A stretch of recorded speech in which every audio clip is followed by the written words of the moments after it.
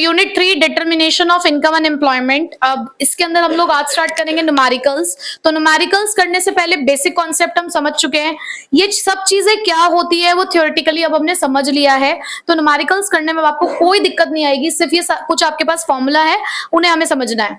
सबसे पहला ही जब हमने चैप्टर स्टार्ट किया तो पहली क्लास में हमने ये इक्वेशन पढ़ ली थी कि जो हमारी नेशनल इनकम होती है वो किसके बराबर होती है, C प्लस आई या आप C प्लस एस भी कह सकते हो। बेसिकली ये वाली इक्वेशन आपकी एग्रीगेट डिमांड को रिप्रेजेंट करती है और C प्लस एस वाली एग्रीगेट सप्लाई। और जब आप इक्विलिब्रियम लेवल पे होते हो ना तो AD और AS दोनों इक्वल ही होते हैं, ठीक है। तो इसलिए मैंने यहां भी Y लिखा है, यहां भी Y लिखा है, क्योंकि सेम ही चीज होती है। इक्विलिब्रियम लेवल पर जब AD AS बराबर हो जाते हैं ना तो उसका सीधा सा मतलब यही होता है कि सेविंग और इन्वेस्टमेंट इक्वल होते हैं। पता है कैसे? हम कह रहे हैं कि इक्विलिब्रियम लेवल पे AD और AS बराबर होते हैं, जहां पर AD किसके बराबर होता है, C प्लस आई के, और AS किसके बराबर है, C प्लस एस। तो C से C कैंसिल, तो क्या बचा, इन्वेस्टमेंट और सेविंग, ठीक है। तो इसी वजह से इक्विलिब्रियम लेवल पर सेविंग और इन्वेस्टमेंट क्या होते हैं, इक्वल होते हैं। फिर उसके बाद हमने APC का कॉन्सेप्ट पढ़ा था, कंजप्शन अपॉन में इनकम। APS पढ़ा, सेविंग अपॉन में इनकम। इन दोनों का रिलेशनशिप भी पढ़ा हमने कि APC और APS किसके बराबर होते हैं, 1 के बराबर। Then MPC, change in consumption upon में change in income. MPS, change in saving upon में चेंज इन इनकम। MPC और MPS का रिलेशनशिप कि दोनों का सम किसके बराबर होता है, 1 के बराबर होता है। और ये दो हमारे पास, एक है कंजप्शन फंक्शन तो दूसरा क्या है हमारे पास, सेविंग फंक्शन, ठीक है। बेसिकली आपको ये वाले कुछ पॉइंट्स यहां पर इस्तेमाल करने पड़ेंगे।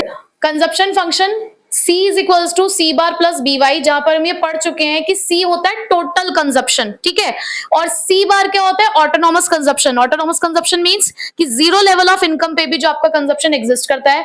B हम डिनोट करते हैं MPC को, ठीक है, मार्जिनल प्रोपेंसिटी टू कंज्यूम, और Y हमारे पास नेशनल इनकम है।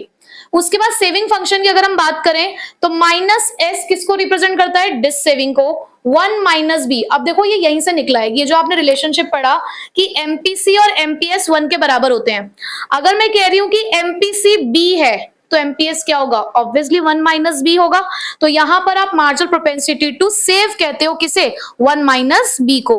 अगर कभी क्वेश्चन उन्होंने कहा सेविंग फंक्शन निकालो और उन्होंने आपको MPC दे दिया तो MPS निकाल सकते हो ना, कैसे, 1 में से उसी वैल्यू को माइनस करके। और Y अगेन आपके पास क्या है, नेशनल इनकम। अगर कभी आपके पास क्वेश्चन में डिस सेविंग नहीं दे रखी लेकिन ऑटोनॉमस कंजप्शन दे रखा है तो ये बात भी हम जानते हैं कि जितने की डिस सेविंग होती है उतने की आपकी ऑटोनॉमस कंजप्शन भी होती है, ठीक है, ठीक है। ये बात समझ आ गई है। तो बस इन्हीं फॉर्मूलाज का यूज करके हम कुछ न्यूमेरिकल क्वेश्चंस अभी सॉल्व करते हैं। तो हमारे पास यहाँ पे फर्स्ट न्यूमेरिकल है, बिल्कुल सिंपल सा, कैलकुलेट करना है आपको APC और APS। अब सबसे पहले हमें ये पता होना चाहिए कि इनके फॉर्मूले क्या हैं।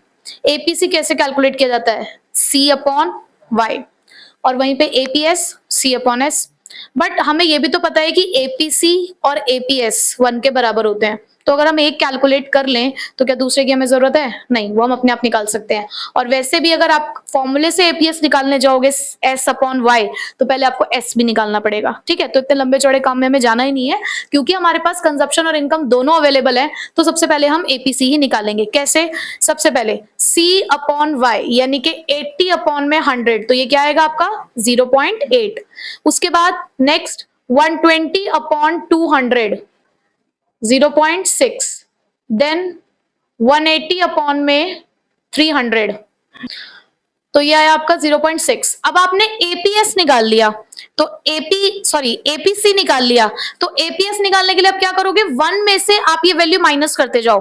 1 माइनस 0.8 क्या होगा, 0.2, 1 माइनस 0.6, 0.4, और अगेन 1 माइनस 0.6, 0.4। बस हो गया काम, ठीक है। Next question. If APC of an economy is 0.8, what should be the saving at an income level of 2000? सबसे पहले तो ना आपको ये जानना होगा कि क्वेश्चन में गिवन क्या है और वो पूछ क्या रहे हैं। सबसे पहले उन्होंने आपको यहाँ कहा कि आपके पास APC है, कितना, 0.8, what will be the saving? इसका मतलब वो आपसे S पूछना चाह रहे हैं। at an income level Y given है आपको 2000, ठीक। अब आप कैसे निकालेंगे, देखो अगर मैं APC की बात करूं तो APC का फॉर्मूला होता है C अपॉन Y, ठीक है। बट मुझे तो सेविंग निकालनी है, तो हमें ये पता है कि APC प्लस एपीएस किसके बराबर होते हैं? 1 के बराबर होते हैं। अगर ये 0.8 है तो हमारे पास एपीएस कितना आ जाएगा? 0.2। अब आप एपीएस का फॉर्मूला लगाओगे S अपॉन वाई, तो ये 0.2 है, S आप निकालना चाहते हो, इनकम आपको 2000 गिवन है, तो कितने की सेविंग आ जाएगी आपके पास? 400 करोड़। देखो लास्ट में कहीं पे भी आप रुपीस लगाओ या ना लगाओ, लेकिन जो आपका लास्ट का आंसर होता है उसमें रुपीस और वो किस डिनोमिनेशन में है, करोड़ है, 1000 है, जो भी है आपको वो लिखना होता है। ठीक है, दोनों क्वेश्चन क्लियर हो गए? थर्ड क्वेश्चन की तरफ बढ़ते हैं। अब कैलकुलेट करना है एमपीसी और एमपीएस। बिल्कुल सेम अप्रोच लेकर चलेंगे हम, यही वाली कि हम सबसे पहले कैलकुलेट करेंगे एमपीसी, क्योंकि कंजप्शन गिवन है और एमपीसी का फॉर्मूला क्या होता है? Change in consumption upon change in income. ठीक है, तो सबसे पहले यहां की बात करें तो 60 अपॉन 0 ऐसे आएगा क्या? चेंज की बात होती है। चेंज का मतलब हमेशा क्या होता है कि जो आपके आगे वाला नंबर है उसमें से पीछे वाला नंबर आपको माइनस करना होता है। तो कभी भी आप 0 लेवल पे एमपीसी और एमपीएस कैलकुलेट करोगे ही नहीं, क्योंकि आप यहां पर माइनस नहीं कर सकते ना। चेंज कैसे निकालोगे? वो तो इनिशियल पॉइंट है, तो इनिशियल पॉइंट पे कुछ चेंज नहीं हुआ है, इसलिए यहां पर आपको डैश डालना होता है। यहां से स्टार्ट करते हैं। 110 माइनस 60 50, 100 माइनस 0 100, तो ये आया आपका 0.5। ठीक है, देन 150 माइनस 110 40। अगेन जो लेवल ऑफ इनकम है वो 100 से ही चेंज हुआ, 0.4। अब 180 minus 150 30 upon 100 0.3। Again 200 minus 180 20, 400 minus 300 100, तो 0.2। एक निकल गया, दूसरा कैसे निकालोगे? 1 में से माइनस करके। 1 माइनस 0.5 0.5, 1 माइनस 0.4 0.6, 1 माइनस 0.3 0.7 और 1 माइनस 0.2 0.8। समझ गए? ठीक, नेक्स्ट कैलकुलेट कंजप्शन एक्सपेंडिचर। इस तरीके के क्वेश्चन को इंपॉर्टेंट भी मार्क करना, क्योंकि कई बार पूछ लेते हैं। Calculate consumption expenditure at income level of 500 crore if autonomous consumption is 40 crore and 40% of the additional income is saved. अब पहले फाइंड आउट करेंगे क्या क्या गिवन है, क्या निकालना है। कैलकुलेट कंजप्शन एक्सपेंडिचर, वो आपसे कंजप्शन एक्सपेंडिचर यानी कि वो आपसे पूछ रहे हैं सी, कैसे? At income level of 500 crore, जब आपके पास इनकम कितनी है? 500, यानी कि वाई गिवन है। इफ ऑटोनॉमस कंजप्शन यानी कि सी बार भी गिवन है आपको 40 crore, 40% of the additional income is saved. इस लाइन का क्या मतलब है? वो कहते हैं जैसे आपकी इनकम बढ़ती है, आपने अपनी बढ़ती हुई इनकम का 40% सेव कर लिया, तो ये कौन सा कंपोनेंट गिवन है? ये 40% ऑफ, देखो एडिशनल की बात हुई ना, मार्जिनल हमेशा एडिशनल को रिप्रेजेंट करता है। आप एमपीएस यही तो बताता है कि अपनी इनकम का कितना पार्ट आप, बढ़ती हुई इनकम का कितना पार्ट आप सेव करते हो, तो ये आपको एमपीएस गिवन है। तो इस तरीके की लाइंस भी लिखी हो सकती हैं। और अगर मैं यहाँ पे बोल दूं 60% of additional income is consumed, क्या दे रखा है? एमपीसी। कंज्यूम्ड बोल दिया ना मैंने, जब मैं कंज्यूम बोलूंगी तो एमपीसी, सेव बोलूंगी तो एमपीएस। ठीक है, अब कंजप्शन आप निकाल कैसे सकते हो? कंजप्शन फंक्शन से। क्या इक्वेशन होती है? सी बार प्लस बी वाई। अब सी तो मुझे निकालना ही है, हमारे पास ऑटोनॉमस कंजप्शन है 40, बी का मतलब एमपीसी, बट क्वेश्चन में क्या है हमारे पास? एमपीएस। बट हमें पता है कि कैसे निकलता है ये, 1 माइनस 0.4 यानी कि 0.6 आपको निकाल के दिखाना है, तो ये आ जाएगा आपका 0.6। और इनकम कितनी दे रखी है आपको? 500, तो निकाल लो जरा कितना आता है आपका? 40 प्लस 300, तो ये हो गया आपका कितना? 340 करोड़। क्लियर हो गया ये वाला क्वेश्चन भी आपको? पर अभी कहानी खत्म नहीं हुआ है, क्वेश्चंस तो भी काफी हैं हमारे पास। फिफ्थ क्वेश्चन करते हैं। अब क्वेश्चन है with the help of saving function, आपको यहाँ पर सेविंग फंक्शन गिवन है क्वेश्चन के अंदर, which is s is equals to -20 plus 0.3y। Calculate consumption expenditure at income level of 1000 crore. तो बेसिकली हमें यहाँ पर कंजप्शन एक्सपेंडिचर निकालना है अगर इनकम लेवल 1000 करोड़ का है तो आपको बेसिकली कैलकुलेट करना है यहाँ पर सी, अगर आपके पास इनकम का लेवल 1000 है तो।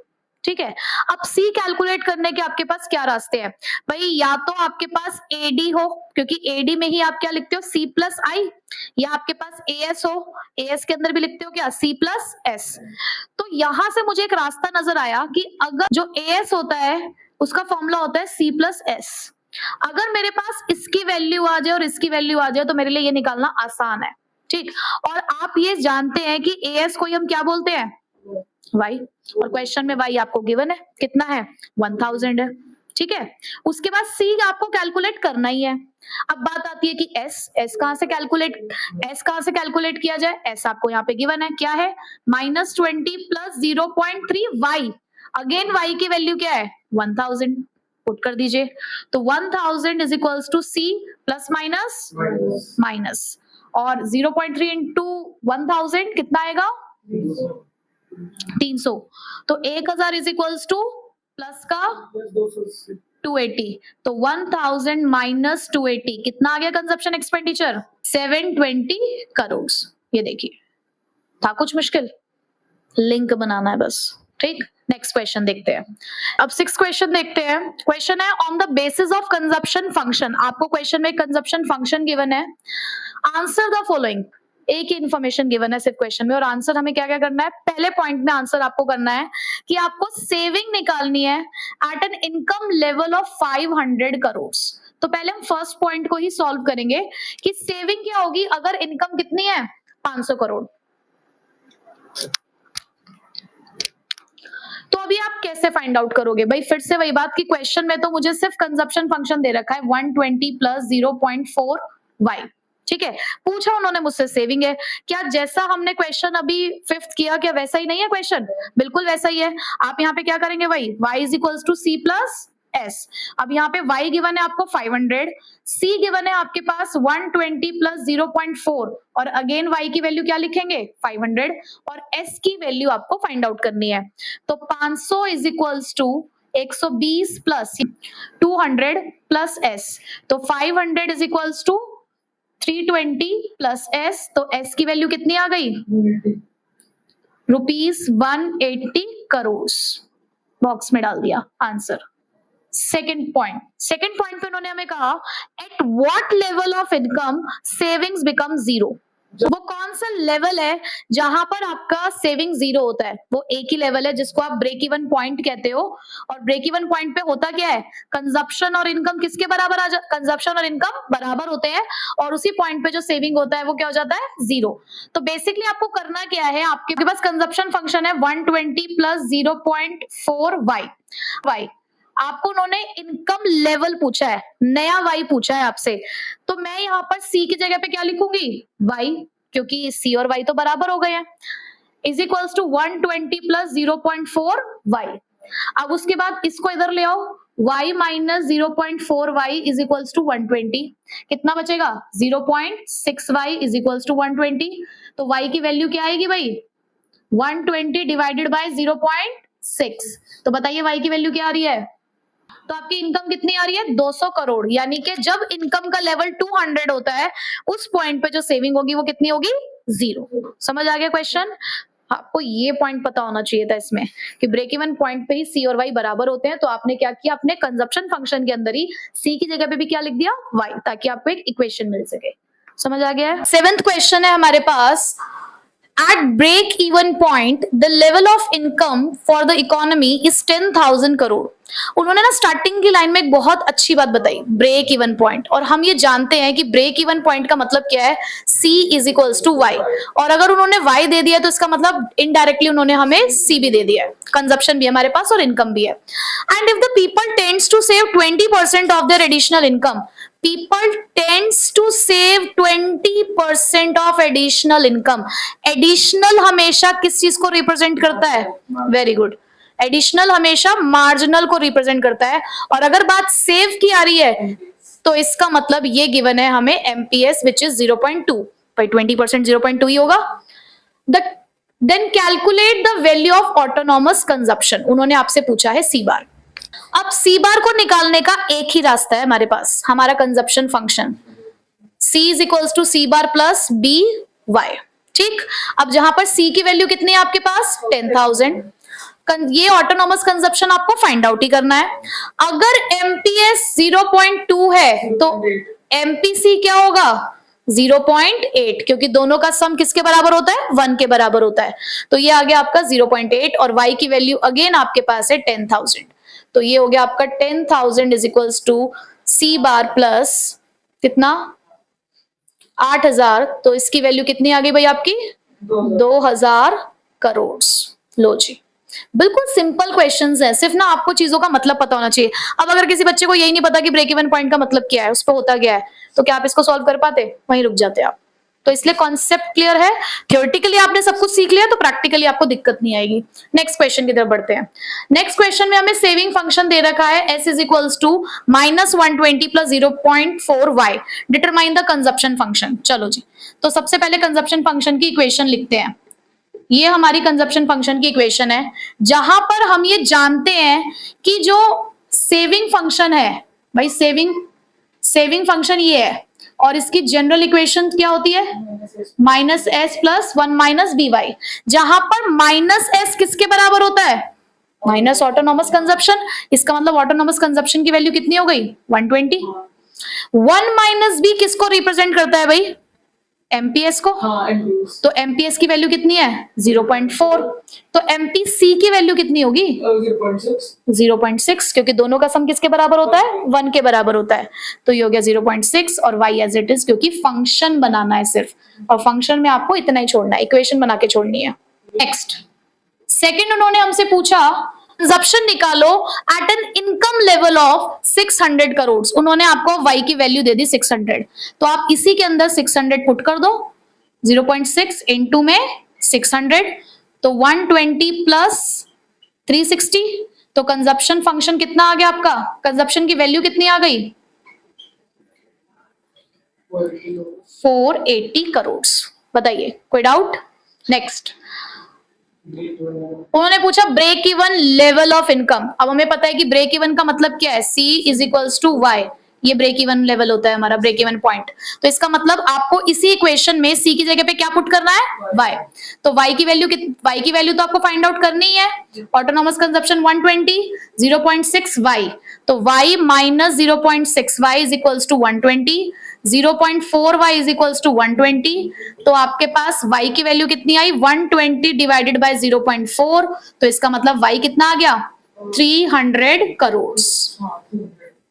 यानी कि 300 करोड़ की जब आपकी इनकम होगी तब आप ब्रेक इवन पॉइंट पे होंगे। क्लियर?